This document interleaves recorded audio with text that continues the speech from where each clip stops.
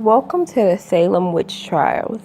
The events began late February of 1692 and lasted through 1693. Most cases were based on dreams and visions. Salem Village, a town of 500 people, had over 200 people accused of witchcraft. 19 people were hanged. 5 people who awaited trial died in custody. 1 man was tortured, crushed by stones and rocks. 2 dogs were killed for being suspected accomplices. Bridget Bishop was the first to be hanged. She did not confess, unlike many of the accused at the time, even though John Hawthorne, the judge, relentlessly pushed her to do so. On June 10th, she was brought to the gallows and hanged. Another like her was John Proctor. Proctor strongly opposed the trials. Because of his opposition, the infuriated girls accused him, his wife, his sister, and his children. When he was brought to trial, he never confessed, and he even sent a letter to the clergy of Boston, who were not happy with the trials, to appoint new fair judges or intervene in some way. He was hanged on August 19th, but his wife avoided execution because of her pregnancy. He was also the first man to be accused of witchcraft. In the following documentary, you will learn about the reason people were accused of witchcraft and how it affected people in a state of conflict. Following that will be a few stories to help you understand what was going on and find a common compromise. More than 200 people were accused during the Salem witch trials. They were tortured, tried in court, and executed. Some didn't even receive the opportunity to a fair trial. Although accusations of witchcraft were widespread in America, witch trials began as early as the 1500s. Immigrants from England sparked the paranoia and anxiousness in America since they were already familiar with witch trials. About 75% of those accused of witchcraft were women. Men were rarely ever accused of witchcraft during this time. Women were submissive to their husbands, and their place was in the home, caring for the children and doing housework. Women were constantly compared to the story of Adam and Eve. Although God told them not to eat the forbidden fruit, they were curious and were drawn in by the devil, which led to the damnation of the following generations. Women were seen as lustful, and this led to the belief that they would give themselves away to the devil. The fear of women's independence led to the accusations of sorcery and witchcraft, so they were used as scapegoats. It was believed that the accused would send their spirits into the victims to bring harm. There were numerous ways that the people would determine if one was a witch. One way was looking for something called the devil's mark. The accused would be forced to completely shave their bodies in order to be able to see the devil's mark. If a devil's mark was found, what we would consider a birthmark today, a needle would be used to probe it. If the accused felt pain and bled, they were found innocent. If not, they would be found guilty of witchcraft and would be tried in court. Another way to determine if one was a witch was the swimming test. The accused would be thrown into a body of water, and if they drowned, they were found innocent. If they were able to float, they were found guilty of witchcraft.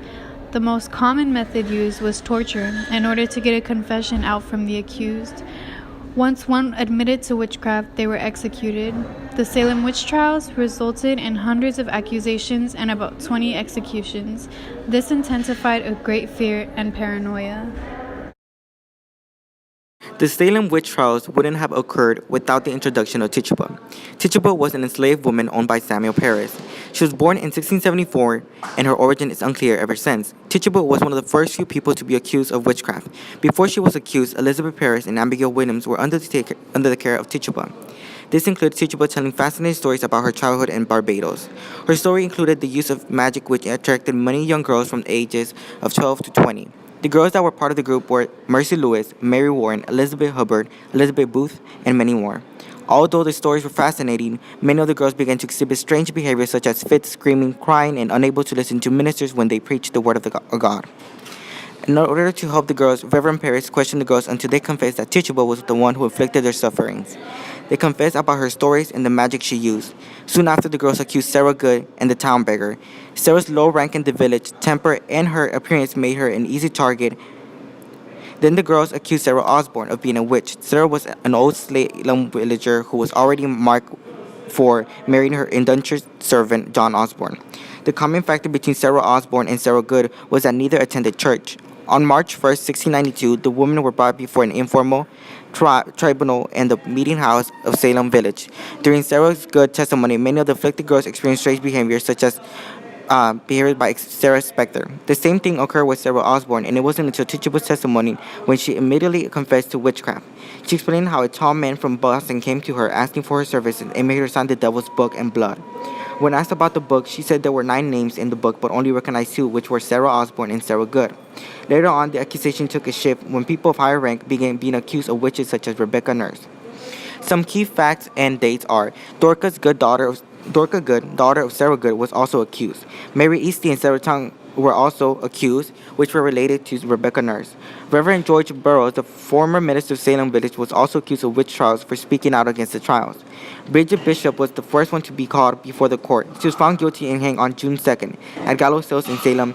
She was the first victim of the Salem witch trials. On July 19, 1692, 5 women, included Rebecca Nurse and Sarah Good, were hanged. August 9th, 5 more people, including Reverend George Burroughs, were put to death. Before his death, he recited the Lord's Prayer from the beginning to the end.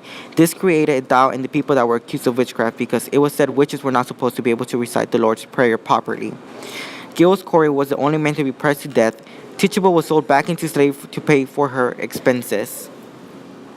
Records state that out of those 200 people, 24 lost their lives.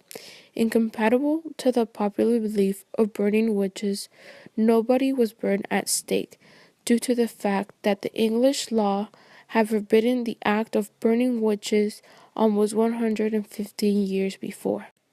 Out of the 24 who died, 19 were hanged, 4 died in prison, and one man by the name of Gilles Corey was pressed to death. During his trial, he refused to enter a plea of either innocent or guilty, knowing very well that the court could not process without it. Following an old English tradition, they placed large stones on top of him.